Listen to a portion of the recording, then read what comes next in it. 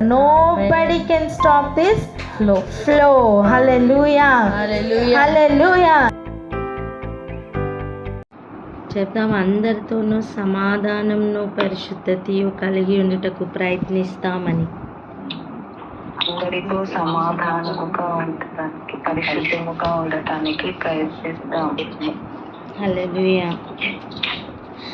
నా మార్గములలో నడుస్తూ ఉండండి అని చెబుతున్న ఆ మాటలు, నా మార్గంలో నడవండి అని చెప్తున్నప్పుడు, ఆయన మార్గంలో నడవడం అంటే ఏంటి? ఆయన క్రియలలో నడవడం, లేదా ఆయన క్రియలు చేయడం. మన క్రియలు విడిచిపెట్టి ఆయన క్రియలు చేయడం. నా మార్గంలో నన్ను నడవండి అంటే దాని అర్థం ఆయనకు ఒక మార్గం ఉందని, లేకపోతే ఆయనకు ఒక పాత్వే ఉంది, దాంట్లోనే అడుగులు వేయాలి, ఈ భూమి మీద అడుగులు వేయకూడదు అని లిటరల్ మీనింగ్తో కనుక ఒక ప్లాట్ఫామ్ కోసం వెతుకుతుంటే అది ఎంత అవివేకం. నా మార్గంలో నడువుడి అంటే దాని అర్థం ఏంటి? ఆయన క్రియలు చేయడం కదా. ఈ దారిలో వెళ్ళొద్దు అని చెప్తున్నప్పుడు ఈ క్రియలలో వెళ్ళొద్దు, ఈ క్రియలు చేసుకుంటూ ఈ పద్ధతిలో వెళ్ళొద్దు, నా క్రియలు చేస్తూ నా పద్ధతిలో రండి అని చెప్పడమే కదా నా మార్గములలో నడువుడి అని చెప్పడం. చూడండి, ఆయన మార్గములలో నడవడం మనకి ఎలాగూ సంభవిస్తుంది, మనకి ఎప్పుడు తెలుస్తుంది?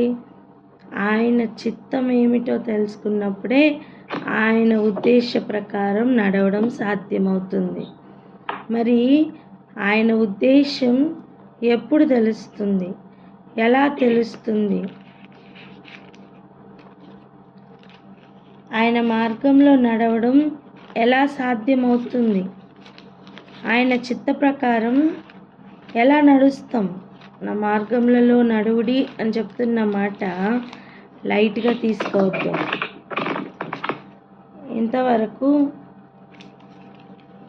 ఇంతవరకు ఆయన మార్గములలో నడవడం సాధ్యం కాలేదేమో.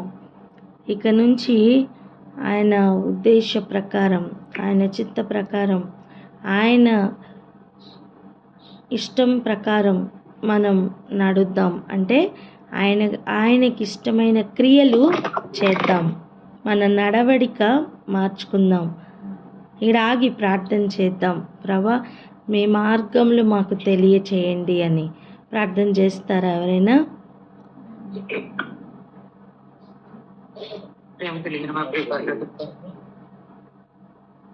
చేయండి.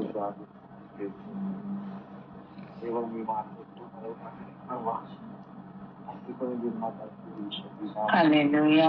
Thank you Jesus. తండ్రి ప్రభువా, మీకే వందనాలు, స్తుతులు, స్తోత్రములు చెల్లించుకుంటున్నాం తండ్రి ప్రభువా. నా తండ్రి ప్రభువా యేసయ్యా, మేము అందరితో నా తండ్రి యేసయ్యా సమాధానం కలిగిన వారంగా ఉండాలి, పరిశుద్ధులుగా మేము ఉండాలి ప్రభువా. నా తండ్రి ప్రభువా యేసయ్యా, మేము నా తండ్రి ప్రభువా మీ మార్గంలో నడుచు వారంగా మేము ఉండాలయ్యా. నా తండ్రి మీ మార్గంలో నడవటం అంటే నా తండ్రి ప్రభువా, నా తండ్రి మీరు చెప్పిన ప్రతి మాటను మేము ఆలకించిన వారమే. నా తండ్రి మీ మాటలను నా తండ్రి మేము క్రియలో నా తండ్రి పెట్టి చేయటం ప్రభువా. నా తండ్రి అలా నా తండ్రి ప్రభువా మీ క్రియలు మేము నా తండ్రి క్రియలుగా నా తండ్రి ప్రభువా యేసయ్య మేము నేర్చుకున్న దానిని క్రియల్లో పెట్టు వారంగా ఉండాలి ప్రభువా. మీ ఉద్దేశము ప్రకారం మేము నడుచుకునే వారంగా ఉండాలయ్యా. మీ చిత్త ప్రకారం మేము నడుచుకునే వారంగా ఉండాలయ్యా. మీ ఇష్టము ఏదో నా తండ్రి ప్రభువా తెలుసుకొని నా తండ్రి మీ ఇష్టానుసారముగా నా తండ్రి మేము నడుచుకునే వారంగా ఉండాలి ప్రభువా. మీ హృదయమును ఎరిగిన వారమై నా తండ్రి మీ హృదయానుసారంగా మేము నడుచుకుని వారుగా ఉండాలి ప్రభువా. ఎక్కడ కూడా నా తండ్రి ప్రభువా యేసయ్య మేము డైవర్ట్ అవటానికి వీల్లేదయ్యా. ఎక్కడ కూడా నా తండ్రి ప్రభువా యేసయ్య మీ ఉద్దేశములకు మేము విరుద్ధంగా వెళ్ళటానికి వీల్లేదు ప్రభువా. నా తండ్రి ప్రభువా యేసయ్య మీరు చెప్పింది చెప్పినట్టు చేయు వారంగా మేము ఉండాలి తండ్రి. మీ ఆజ్ఞల మార్గమే నా తండ్రి యేసయ్య, నా తండ్రి యేసయ్య సరైన మార్గము గనుక నా తండ్రి ఆ ఆజ్ఞల మార్గములో మేము నడుచు వారంగా ఉండాలి. ఏ ఆజ్ఞను మేము తప్పిపోకుండా జాగ్రత్త పడుతూ నా తండ్రి ప్రభువా యేసయ్య, నా తండ్రి యేసయ్య నా తండ్రి మేము నడుచు వారంగా ఉండటానికి మీరే మాకు కృప చూపించమని, మీరే మమ్మల్ని బలపరచమని నా తండ్రి వేడుకుంటున్నామయ్యా. నా తండ్రి మీ మీ ఉన్నతమైన శ్రేష్టమైన మార్గములో మమ్మల్ని అందరినీ మీరు నడిపిస్తున్నందుకు మీకే వేలాది కోట్లాది స్తుతులు స్తోత్రములు చెల్లించుకుంటున్నాం ప్రభువా. మా చిన్ని ప్రార్థన యేసయ్య అతి పరిశుద్ధ నామంలో అడిగి బ్రతిమాలి వేడుకుంటున్నాం తండ్రి. Amen, amen. Thank you Jesus. Hallelujah, amen, hallelujah. Thank you Lord. ప్రార్థన చేసేటప్పుడు గట్టిగా చేయడానికి ప్రయత్నం చేయండి. స్తోత్రం. రండి కొన్ని ఏరియాలకి వెళ్దాం. యోహాను రాసిన సువార్త 14వ అధ్యాయం. యోహాను రాసిన సువార్త 14వ అధ్యాయం. చూడండి, యేసు ప్రభు వారు ఇక్కడ కొన్ని ముఖ్యమైన విషయాలు ఆ రోజు శిష్యులతో చెప్తున్నారు. వాటిని కొంచెం పరిశీలన చేద్దాం. చదువుదాం. 2వ వచనం నుండి 2 నుంచి 5 వరకు చదువుదాం. యోహాను సువార్త 14వ అధ్యాయం 2 నుంచి 5 వచనముల వరకు. నా తండ్రి ఇంట అనేక నివాసములు కలవు, లేని ఎడల మీతో చెప్పుదును. మీకు స్థలము సిద్ధపరచ వెళ్ళుచున్నాను. నేను వెళ్ళి మీకు స్థలము సిద్ధపరచిన ఎడల మీ నుండి స్థలములో మీరును ఉండులాగున మరలా వచ్చి నా యొద్దరుండుటకు మిమ్మును తీసుకొని పోవుదును. నేను వెళ్ళుచున్న స్థలమునకు మార్గము నీకు తెలియనని చెప్పెను. అందుకు తోమా, ప్రభువా, ఎక్కడికి వెళ్ళుచున్నావో మాకు తెలియదే, ఆ మార్గం ఎలాగూ తెలియనని ఆయనని అడుగగా. చాలు.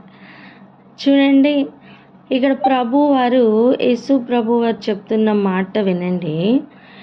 నేను వెళ్ళి మీకు స్థలము సిద్ధపరిచిన ఎడల నేనుండు స్థలంలో మీరును ఉండులాగున మరలా వచ్చి నా యొద్ద ఉండుటకు మిమ్మును తీసుకొని వెళ్తాను.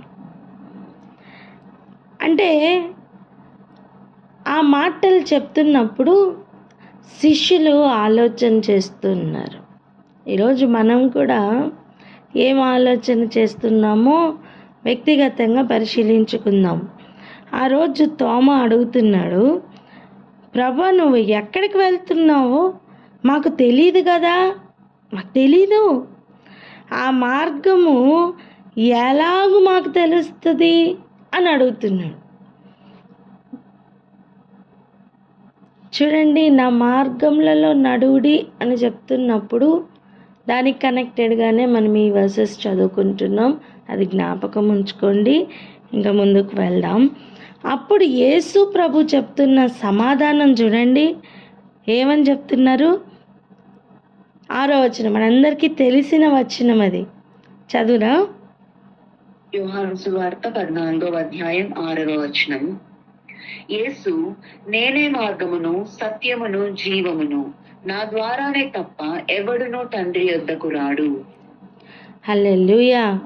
అంటే ఇప్పుడు నేను స్థలం సిద్ధపరుస్తాను అని చెప్తున్నప్పుడు ఆ స్థలం ఎక్కడ ఉండే స్థలం అని అర్థమవుతుంది? చెప్పాలి. తండ్రి దగ్గర. హల్లెలూయా. తండ్రి దగ్గర ఉండే అవకాశం అండి. తండ్రి యొద్ద ఉండే అవకాశం, తండ్రి యొద్ద నివసించే అనుభవం, అటువంటి స్థలమును దేవుడు సిద్ధపరుస్తానంటున్నారు. మనం కోల్పోయినది మరలా ఇస్తానంటున్నారు. తండ్రి యొద్ద నివసించే అనుభవమే మనం కోల్పోయాం. తండ్రితో ఉండే సమాధానమే మనం కోల్పోయాం. పరిశుద్ధతనే మనం కోల్పోయాం. దానినే తిరిగి మరలా ఇస్తానంటున్నారు. అందుకే ఒక మాట చదువుకుందాం చూడండి. యోహాను రాసిన ప్రకటన గ్రంథంకి వెళ్దాం రండి.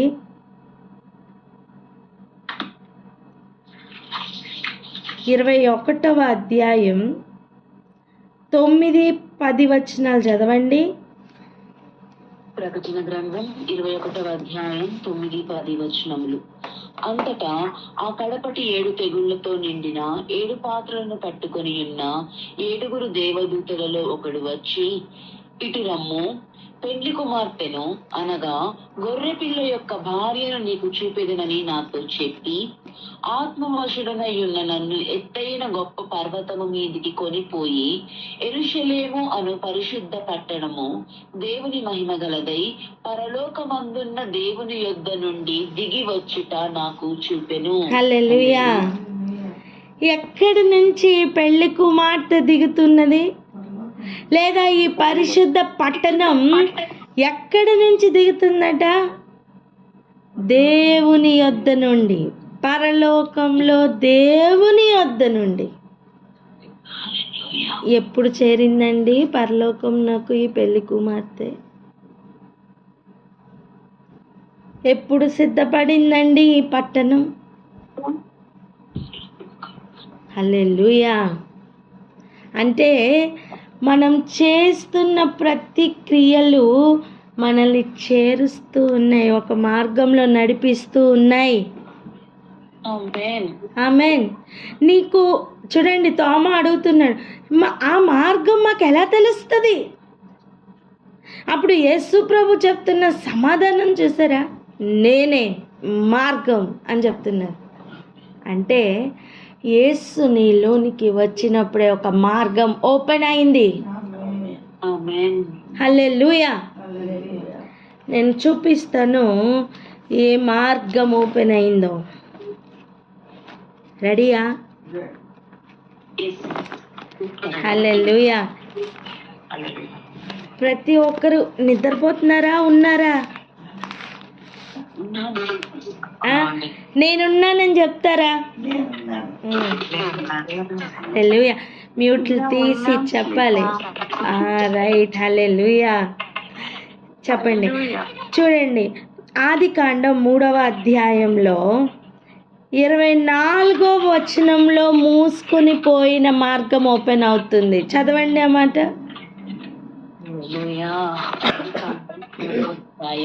24వ వచనం.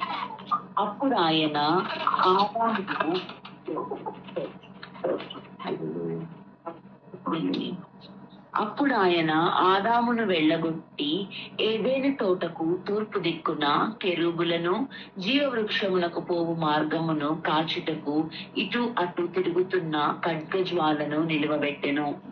హల్లెలూయా. అంటే ఆజ్ఞను తిరస్కరించినప్పుడు, ఆయన చిత్త ప్రకారం నడవకుండా, ఆయన ఉద్దేశమును మనం నెరవేర్చకుండా, ఆయన ఉద్దేశ ప్రకారం ఉన్న క్రియలు చేయకుండా తప్పిపోయినప్పుడు మూసుకున్న మార్గం అది. దేవుడే మూసిన మార్గం అది. ఎప్పుడైతే మనం మరలా ఆయన ఆజ్ఞ ప్రకారం నడుస్తామో, యేసును స్వీకరించి యేసు మన యందు, మనం యేసు యందు నివసించే అనుభవంలోకి వెళ్తామో, తెలియకుండానే ఈ మార్గం ఓపెన్ అవుతుంది. హల్లెలూయా. నేను మరలా వచ్చి మిమ్మల్ని తీసుకొని వెళ్తాను. ఎక్కడికి వెళ్తాను? నా తండ్రి ఎక్కడ నివసిస్తున్నారో అక్కడికి తీసుకుని వెళ్తానంటున్నారు. అందుకే చూడండి, దానికి రుజువుగానే యోహాను గారిని ఆత్మవశుడిగా చేసి ఆల్రెడీ ఒక ఎత్తైన పర్వతం మీదకి తీసుకుని వెళ్ళి అక్కడ నుండి ఆయనకు చూపిస్తున్నారు. పెండ్లి కుమార్తెను చూపిస్తున్నారు. పెండ్లి కుమార్తె అంటే ఎవరు? గొర్రెపిల్ల యొక్క భార్య. గొర్రెపిల్ల యొక్క భార్యను చూపిస్తానని చెప్పి ఏం చూపిస్తున్నారు? యెరూషలేము అను పరిశుద్ధ పట్టణం దేవుని మహిమ గలదై. ఆ మాట అండర్లైన్ చేయండి. ఏ మహిమ గలదై?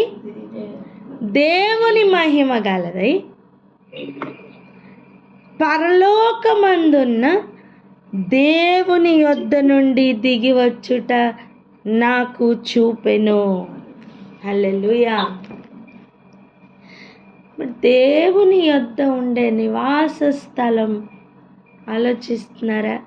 అక్కడికి వెళ్ళిన తర్వాత ఇస్తానని చెప్పిన ఒక్కొక్కరికి ఎటువంటి నివాస స్థలం ఇస్తారో మనకైతే తెలియదు. కానీ పరిశుద్ధ పట్టణం అయిన యెరూషలేముగా మాత్రం సిద్ధపరుస్తున్నారు. నీ దాగు చోటు, నువ్వు ఉండు స్థలం ఏదై మారుతుంది తెలుసా? తండ్రి యొద్ద నుండే స్థలమే మారుతుంది. ఆమేన్. దీనికి ఇంకా రుజువును మనం చూద్దాం. తోమా ఈరోజు అడుగుతున్నాడు కదా, ఎక్కడ మాకు తెలీదే, ఆ మార్గం మాకు తెలీదే అని చెప్తున్నప్పుడు యేసు ప్రభు చెప్తున్న మాట ఏంటి? నేనే మార్గం, నేనే సత్యం అని చెప్తున్నప్పుడు ఆయనకి సందేహం రావాలి. నువ్వు మార్గమా? నీలోకి మేము ఎలా దూరాలి?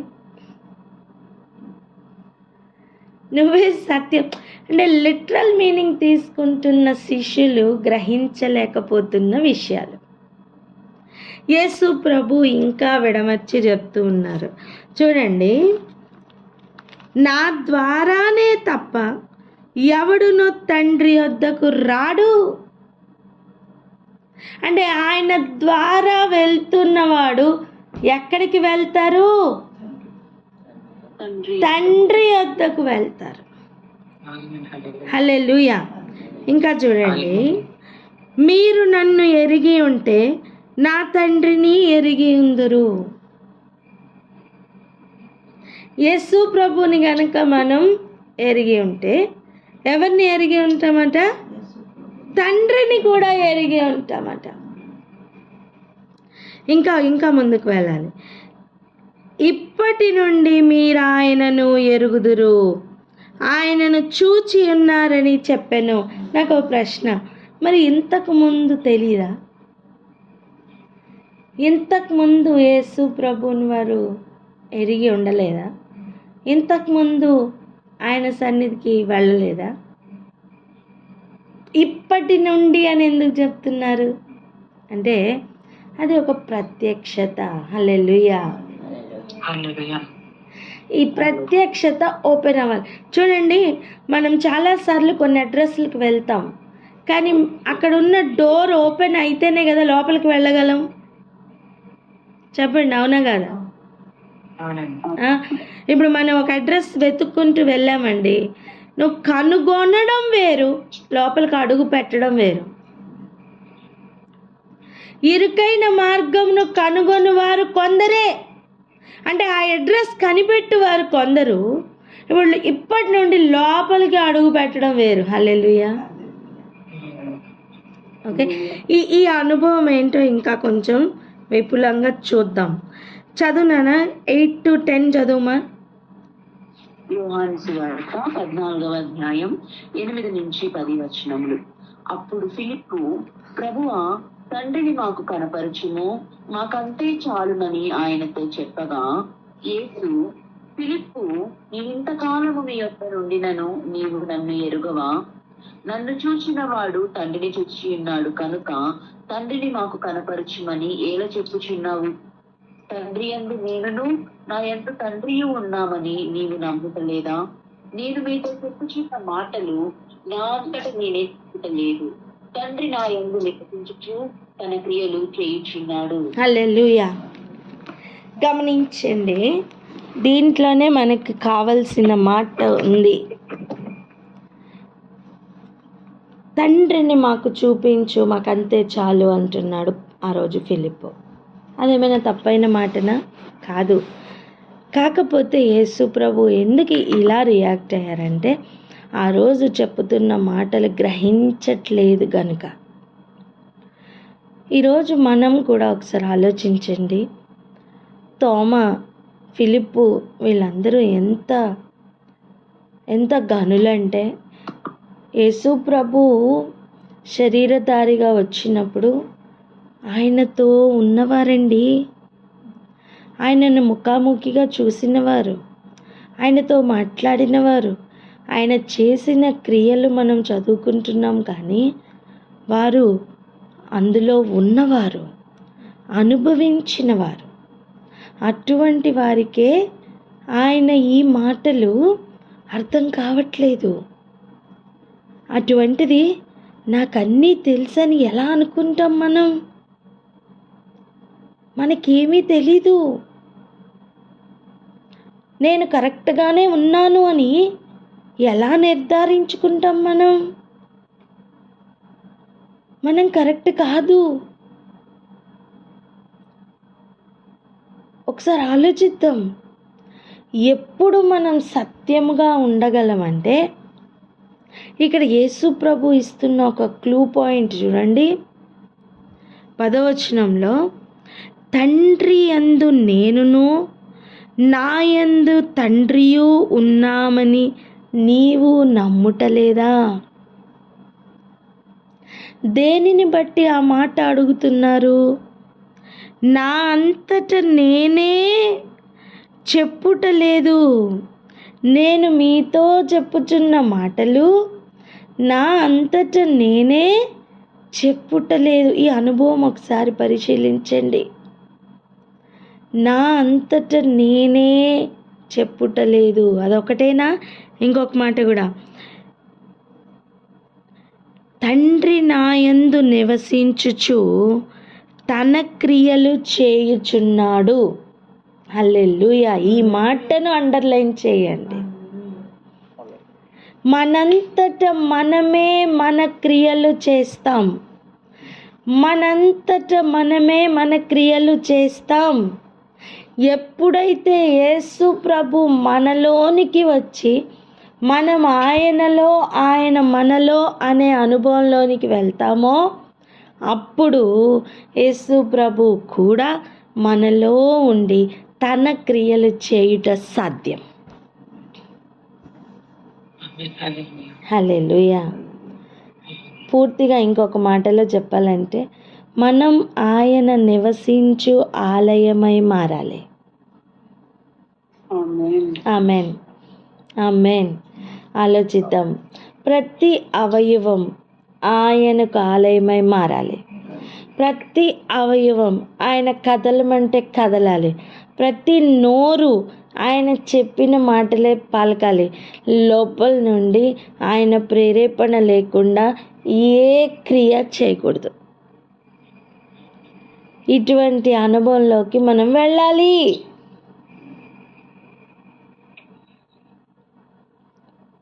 పూర్తిగా ఆయన క్రియలు చేయువారిగా మార్పు రావాలి. ఇది ఇమిటేట్ చేయడం వల్ల రాదండి, అంటుగట్టబడడం వల్ల వస్తుంది. ఆమేన్. వింటున్నారా? ఇది ఇమిటేట్ చేయడం వల్ల రాదు. ఆయనలాగే మాట్లాడాలి అని ఇమిటేట్ చేయడం వల్ల రాదు. ఆయనలాగా డ్రెస్సింగ్ వేసుకొని, ఆయనలాగా జుట్టు పెంచుకొని ఇమిటేట్ చేయడం వల్ల రాదు. ఇది ఆయనలో అంటుగట్టబడాలి. సారం మొత్తం కూడా ఆయన నుండి తీసుకోవాలి. ఆయనకు వస్తున్న సారం ఎక్కడిది? తండ్రి వద్ద నుండి వస్తున్నది. నువ్వెక్కడి నుంచి సారం తీసుకోవాలి? యేసు ప్రభు దగ్గర నుంచి తీసుకోవాలి నానా. ఇంతవరకు చూడండి, ఇప్పటి నుండి అని చెప్తున్నారే, ఇప్పటి నుండి ఏంటట? ఇప్పటి నుండి 7వ వచనం, మీరాయనను ఎరుగుదురు. ఆయనను చూచి ఉన్నారని వారితో చెప్పాను. అవును, ఇంతవరకు మనం ఆయన ఎరిగి ఉండలేదేమో. ఇదిగో ఇక్కడి నుంచి, ఇప్పటి నుంచి ఎరిగిన అనుభవంలోకి వెళ్దాం. ఆమేన్. యేసు ప్రభు చెప్తున్న గొప్ప సాక్ష్యం చూసారా?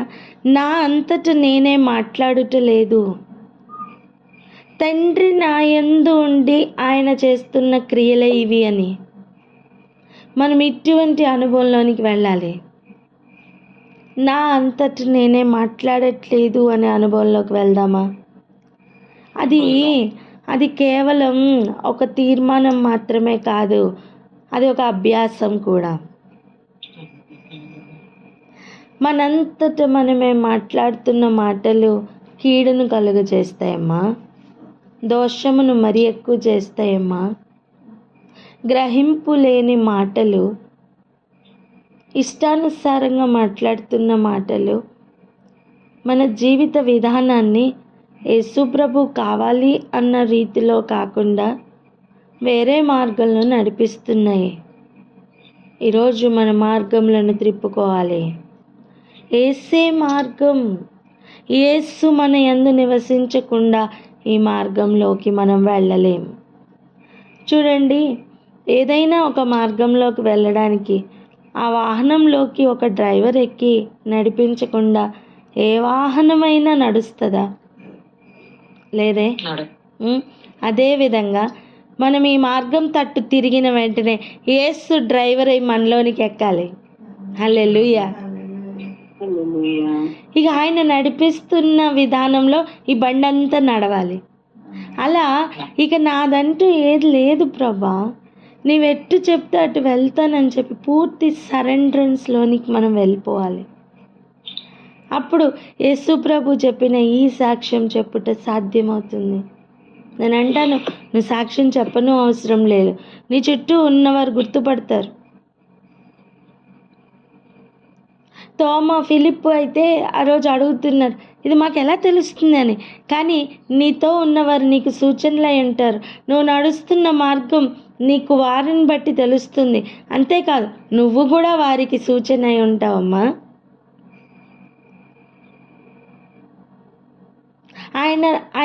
ఆయన మందిరంలో నివసిస్తూ ఆయనకే మందిరంగా మారుతున్న అనుభవం ఇది.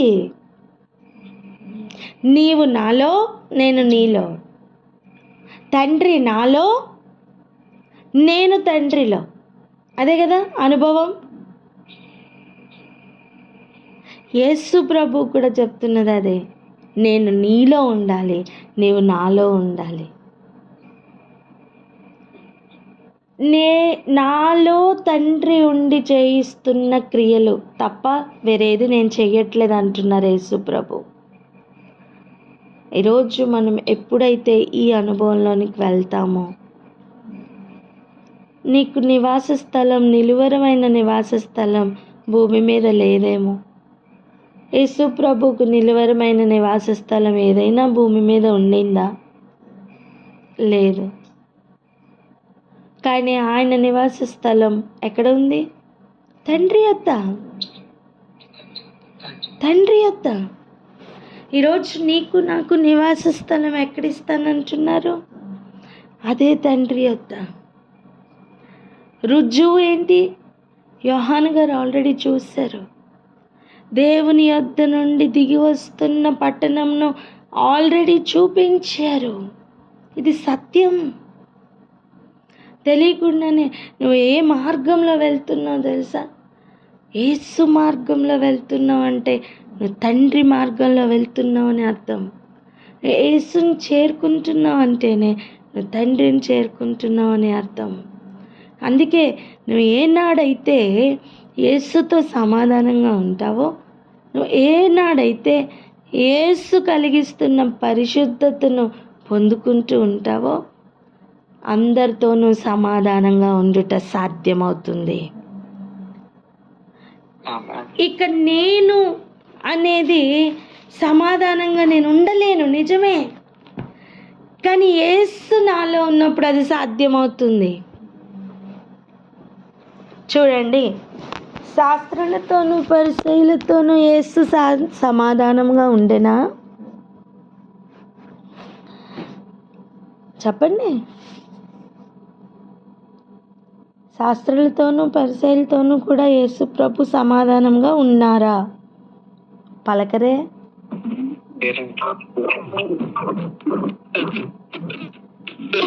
ఒక్క వరుస చూపించండి, వారితో మింగిల్ అయిపోయి ఓకే ఓకే అని కదిలిన ఒక్క అనుభవం చూపించండి. లేదు. ఈరోజు సామెతల్లో మనం చదువుకున్న మాట 2వ వచనం చదవండి. 25 నుంచి కదా చదివాం.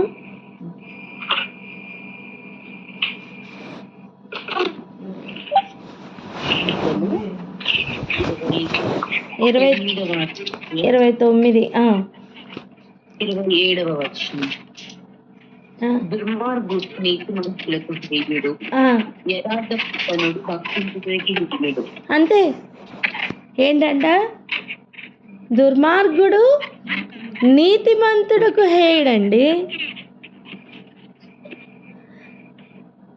యథార్థవర్తనుడు కూడా భక్తిహీనుడికి హేయుడు. వారికి వీరు పడరు, వీరికి వారు పడరు. నాకు ఒక్క వర్స్ చూపించండి. శాస్త్రుల పరిచయాలతో యేసు ప్రభు ఓకే ఓకే అని మింగిల్ అయిపోయి కదిలిన ఒక్క వర్స్ చూపించండి. నేనేమంటున్నా అంటే, వారి మార్గం వేరు, ఆయన మార్గం వేరు. అందుకనే వారికి పొత్తు కుదరలేదండి. వారు ఆయనను చంపి ఉన్నారు. అంటే వారు ఏం చేసుకున్నారు తెలుసా? ఆయన మార్గమును వారిలోనికి రాకుండా వారు క్లోజ్ చేసుకున్నారు, డోర్స్ క్లోజ్ చేసుకున్నారు. నేనే జీవం అని చెప్తున్న యేసయ్యను వాళ్ళు చంపుకున్నారు. ఎంతమందికి అర్థమవుతుంది?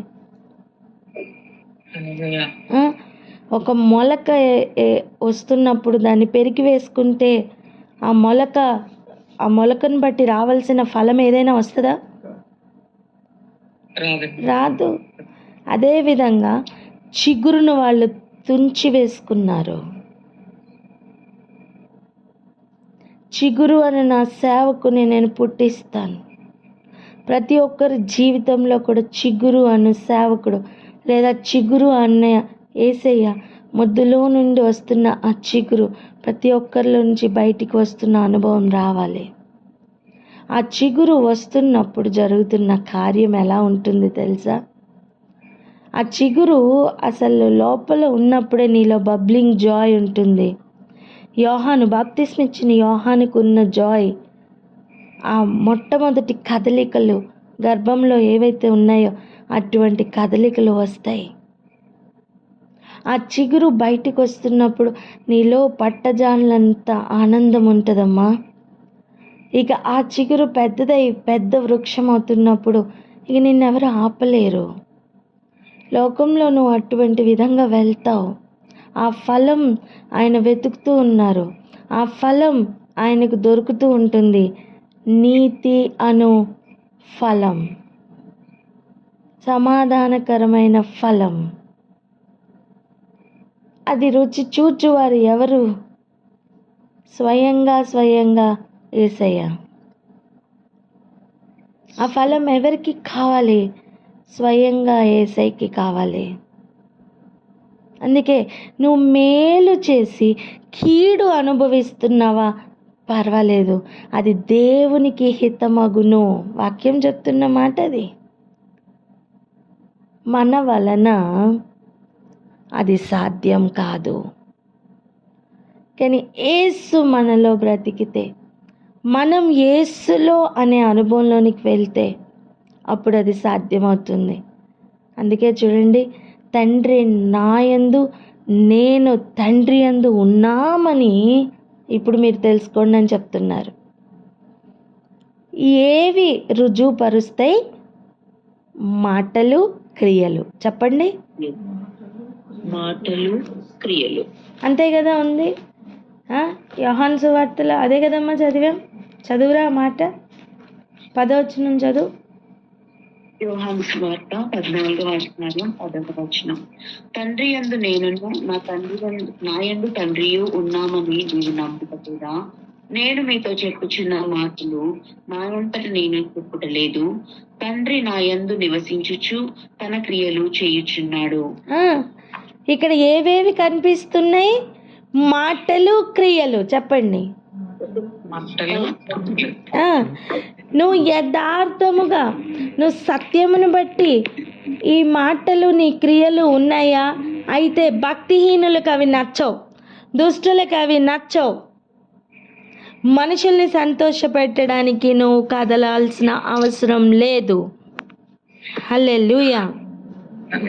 యేసు ప్రభు ఎవరిని కూడా మెప్పించడానికి కదలలేదండి. లోపల నివసిస్తున్న తండ్రిని గురించి మాత్రమే. తండ్రి చెప్పిన సాక్ష్యం కూడా గుర్తుందా? ఈయన నా ప్రియ కుమారుడు, ఈయన యందు నేను ఆనందించుచున్నాను. ఒక మాట చెప్పనా? లోపల ఉన్న యేసు ప్రభు కూడా ఈ మాట చెప్పగలగాలి.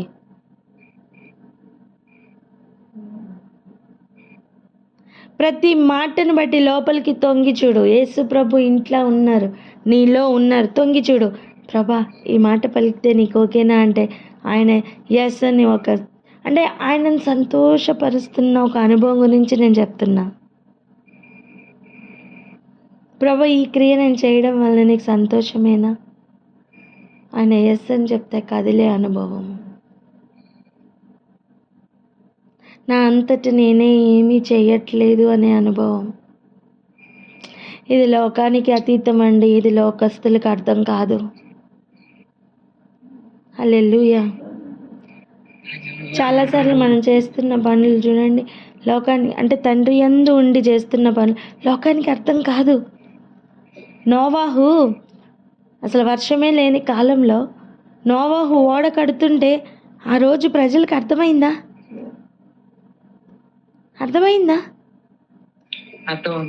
హేళన చేశారు, ఎగతాళి చేశారండి.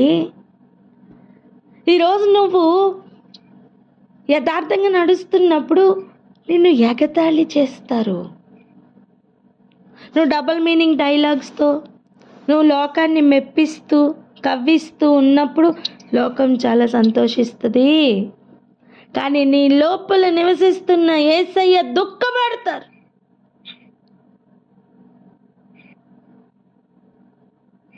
ఆయన మార్గంలో నడవడం అంటే ఆయన క్రియలు చేయడం. ఆయన మార్గంలో నడవడం అంటే ఆయన మాటలే పలకడం. ఇంకొక మాట కూడా చదువుకున్నాను, క్లోజ్ చేసుకుందాం. 11వ వచనం చదువునానా? 11. యోహాను సువార్త 14వ అధ్యాయం 11వ వచనం. తండ్రి యందు నేనును నా యందు తండ్రియు ఉన్నామని నమ్ముడి, లేదా ఈ క్రియల నిమిత్తమైనను నన్ను నమ్ముడి. హల్లెలూయా. ఈ క్రియల నిమిత్తమైనను నన్ను నమ్ముడి. ఏమని నమ్మాలట?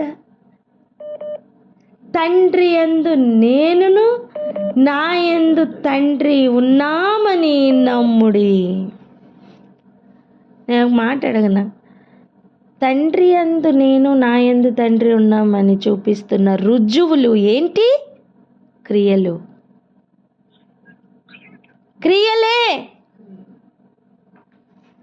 ఈరోజు నాలో యేసు, యేసులో నేను. పలకండి మాట. నాలో యేసు, యేసులో నేను. పలకాలి సరిపోట్లా. నా యందు యేసు, యేసు యందు నేను. ఆమెన్. చాలు. ఇప్పుడు చూడండి, ఈ అనుభవంలో ఉన్నామా లేదా అని మనల్ని రుజువుపరిచేది ఏవి అయి ఉంటాయి? క్రియలే. మన క్రియలే, మన మాటలే. రెండేనండి, ఈ రెండే. ఈరోజు మనమే మన క్రియలను, మన మాటలను రాసుకొని మనల్ని మనం పరిశీలన చేసుకుందాం. ఒక టీచర్కి కూడా, ఇన్విజిలేటర్కి కూడా మన ఆన్సర్ షీట్ ఇచ్చే ముందు చెక్ చేసుకుంటాం కదా, అన్నీ రాసానా లేదా, అన్నీ అటెంప్ట్ చేసానా లేదా, జాగ్రత్తగా రాసానా లేదా అని ఒకసారి క్వశ్చన్ పేపర్తో టాలీ చేసుకుని కదా మనం సబ్మిట్ చేస్తాం. అలా ప్రతి దినం మన జీవితాన్ని ఆయనకి సబ్మిట్ చేసుకోవాలండి. ఈరోజు ఇంతవరకు ఉన్న జీవితాన్ని మనం టాలీ చేసుకుందాం. తండ్రి చిత్త ప్రకారమే నేను ఉన్నానా, తండ్రి చిత్త ప్రకారమే మనం మాట్లాడుతున్నామా, మన క్రియలు అలాగే ఉన్నాయా టెస్ట్ చేసుకుందాం. ఆయన ఖచ్చితంగా ప్రతి మాటనే కాదు, ఊహన్ తలంపును కూడా లెక్కలోనికి తీసుకుంటారట. నీ ప్రతి ప్రయత్నం లోకస్తులకు అర్థం కాదేమో, దేవునికి తెలుసమ్మా. మనం చాలాసార్లు అంటాం మనుషులతో మాట్లాడేటప్పుడు, నీకు తెలుసా నేను ఎంత కష్టపడ్డాను. అవును, మనుషులకి నువ్వు ఎంత చెప్పినా నీ కష్టం తెలీదమ్మా. కానీ యేసుప్రభు సంఘంతో మాట్లాడేటప్పుడు ఏమన్నారో తెలుసా, నీ క్రియలు నాకు తెలుసు, నీ కష్టం నాకు తెలుసు. అంటే ఏంటి, నువ్వేం చేస్తున్నావు నాకు తెలుసు అని కదా. హల్లెలూయా. మనుషులకు నిరూపించాలని అలసిపోకో. దేవుని ఎదుట యథార్థంగా ఉండడానికి, దేవుని చిత్తం నెరవేర్చడానికి, దేవుని క్రియలు, దేవునికి ఇష్టమైన పనులు చేయడానికి ప్రయాసపడు. అది వ్యర్థం అవ్వదు. సూర్యుని కింద పడే ప్రతి ప్రయాస వ్యర్థమేమో కానీ నీతి సూర్యుని కింద పడే ప్రయాస వ్యర్థం కాదు. నీ క్రియల కష్టం వ్యర్థం కాదు. ఆయన క్రియలు చేస్తూ లోకం చేత ద్వేషింపబడుతూ ఉంటావు, పర్వాలేదు. నిన్ను భూమి మీద అర్థం చేసుకునేవారు లేరేమో, పర్వాలేదు. ఆ రోజు యేసు ప్రభువుతో ఉన్న శిష్యులే ఆయన అర్థం చేసుకోలేకపోయారు. మనం ఎంత, మన బ్రతికెంత? యేసు మార్గంలో నడిచేటప్పుడు యేసుకొచ్చిన ఆటంకాలు కూడా వస్తాయి. గ్రహించువారు గ్రహించుదురుగాక. తండ్రి యొద్ద ఉన్న నివాస స్థలం పొందుకొనులాగున అటువైపే కన్నులు పెట్టుకుంటూ ఈ మార్గంలో జాగ్రత్తగా అడుగులు వేద్దామా? ప్రార్థన చేసుకుందాం అక్క.